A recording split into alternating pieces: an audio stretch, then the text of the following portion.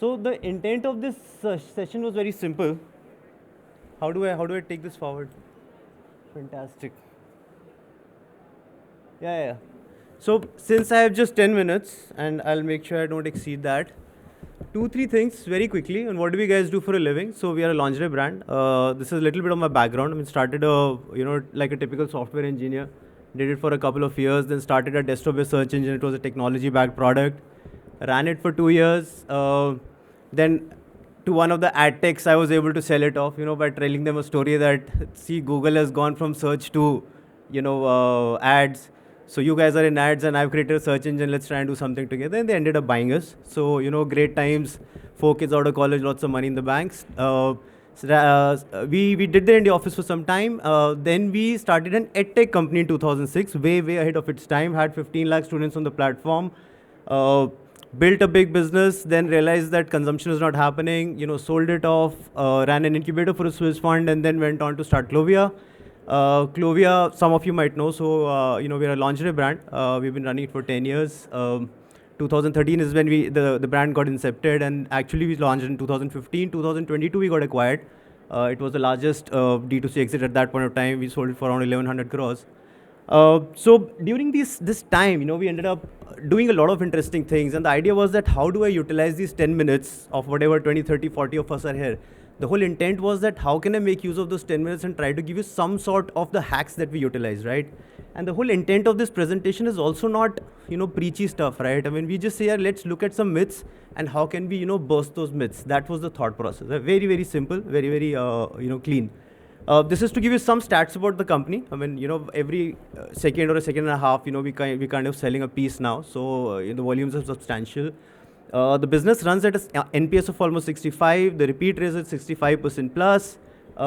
We do tremendous amount of volumes now, and all of that happened at the back of some myths that we ended up busting for ourselves, right? The intent of this was to give you a little context that it's a very complex business to be in. 6 life stages of a woman, different body types of women. Very, very complex business. Looks simple, but at the end of the day, we are dealing with 40 sizes for a single product. You talk to a company which is running a t-shirt brand and they will start shouting and howling how difficult inventory is, and then come to my world, which is 10 times more complex, right? So now here is, God bless you, man. Cheers. I'm good. So here is a little bit of a quick myth buster math, right? Point number 1. So when we started, and even today when we, so I would have like investments around 25 odd companies and another 5 funds I've invested in now. And everywhere I keep hearing the brand marketing is very expensive, right? And everybody just says the same thing again and again and again.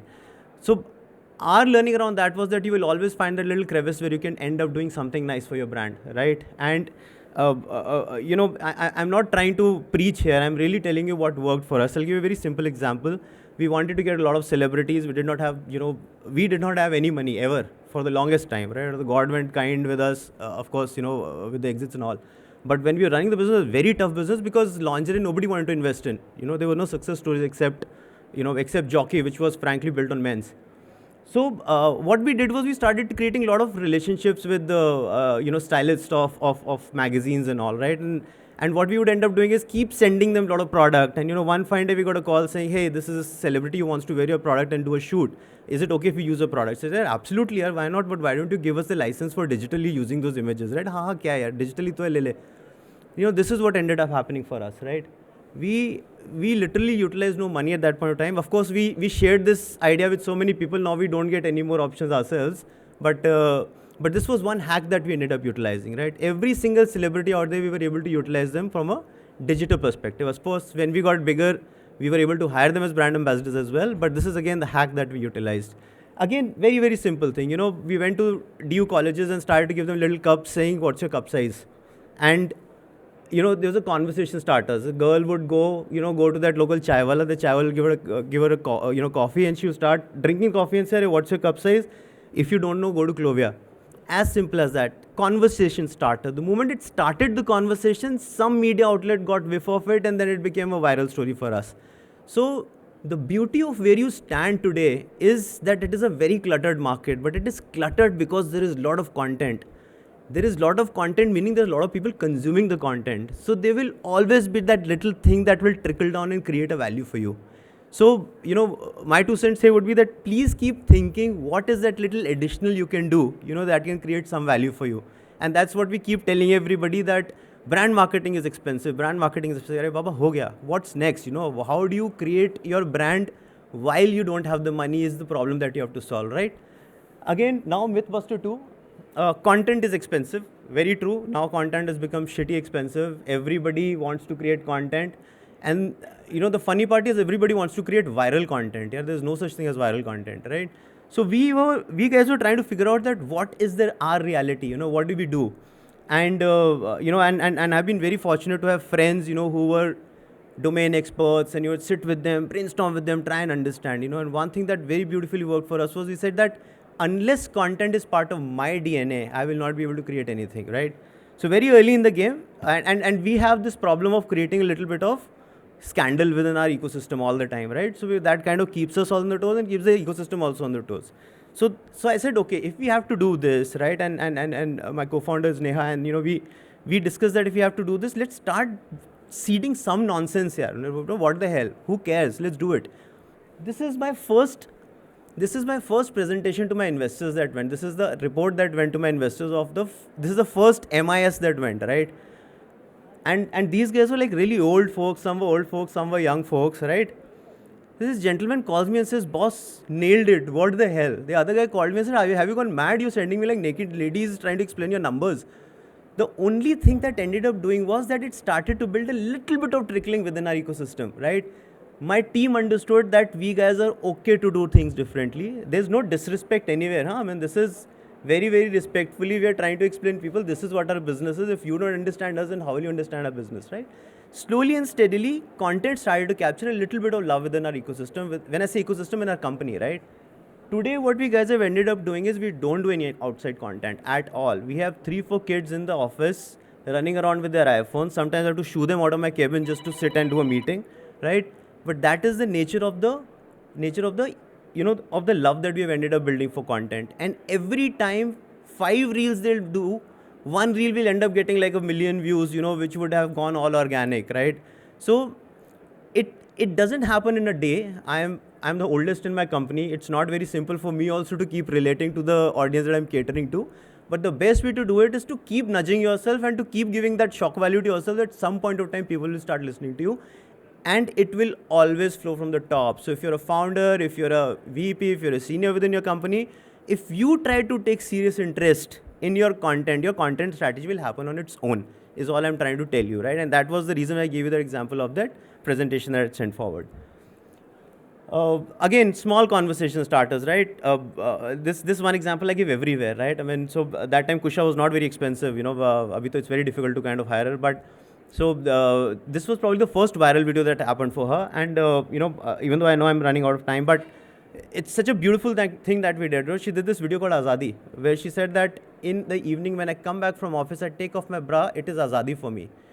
And a CMO friend of mine put it on LinkedIn, and then there was this huge conversation that started. People said, are you mad? People taking off your product is Azadi for you. Matlab, are you saying your product is bad? And then other people said, no, this is marvelous, this is amazing, people are celebrating, right? And then we went and saw that all the people who were questioning were men, and all the people who were celebrating were women, right? Kush also came in and said, yaar, ye to mera hai, whatever I want to do, I will tell, and all that. And I said, boss, we started a conversation, our job is done. So again, you have to keep asking the tough questions, but in a funny way, in a fun way, right? And third thing in content is that don't try to be preachy ever. Nobody wants to get educated at all, right? Third is, in D2C, people keep saying product is everything. No, it is not. There are a lot of things outside product as well. They just keep saying, get the right product, get the right product. In my category, it was not the product, it was the inventory. How will I create the right product at the end of the day if I don't have the money to do it, right? So our whole intent was first to build a great product, and then how do I build the supply chain of it so that I can build it strongly, right? So for us, we realized the biggest challenge is building a very complex product, right? And it took us almost, at that point of time, we required 15,000 pieces to make a single product. We wanted to do 100 styles every month. We did not have the money. So we changed the entire ecosystem. We changed the entire supply chain, and we were able to create 500 pieces also.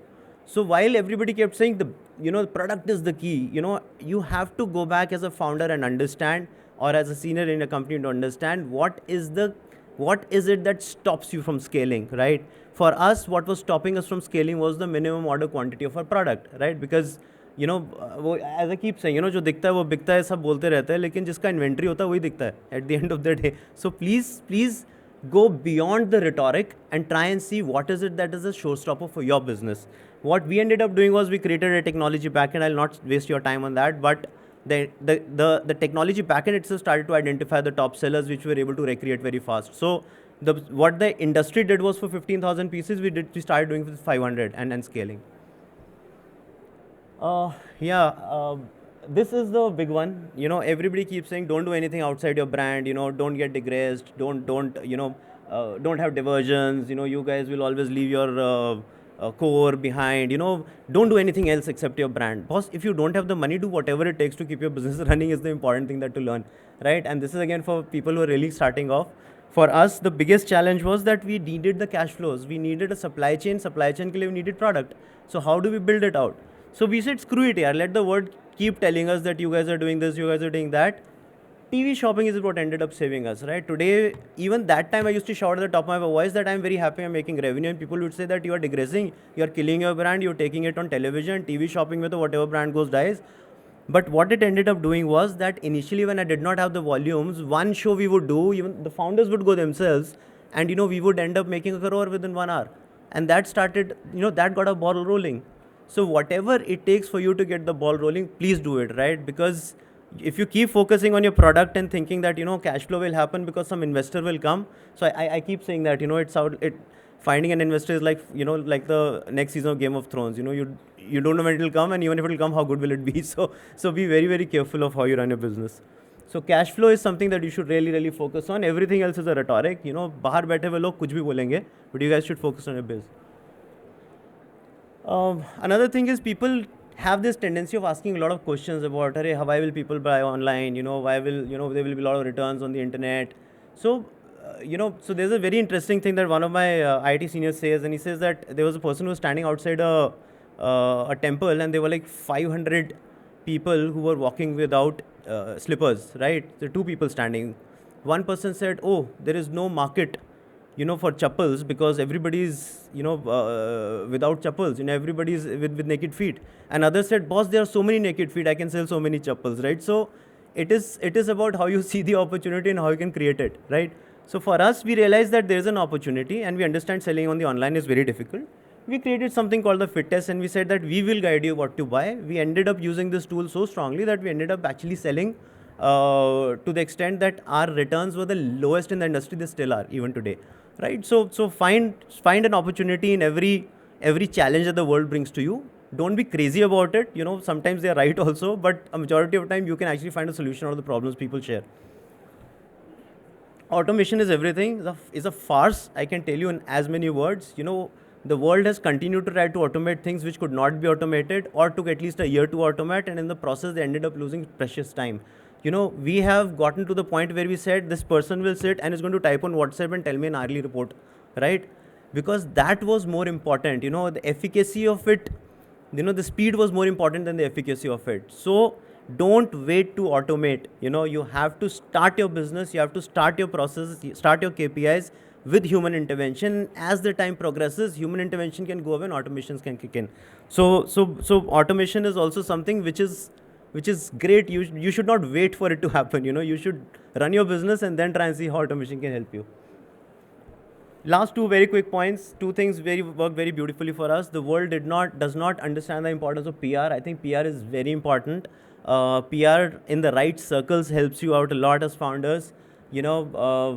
I would work very hard to get ours posting in VC circle, to get our posting in places where investors were, right? Because those places, people notice you, they remember you. These are again growth hacks, right? Otherwise, nobody would know. 95% of the investors are men.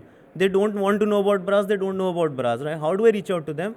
Is with constant posts you would keep figuring out, right? So that has worked very well. Packaging, of course, it used to be a hack sometime. Now it's a hygiene. So it's not enough to waste your time. So even though I've exceeded my time by around 3 minutes, I think that's pretty much it from my side. Yeah, thank you.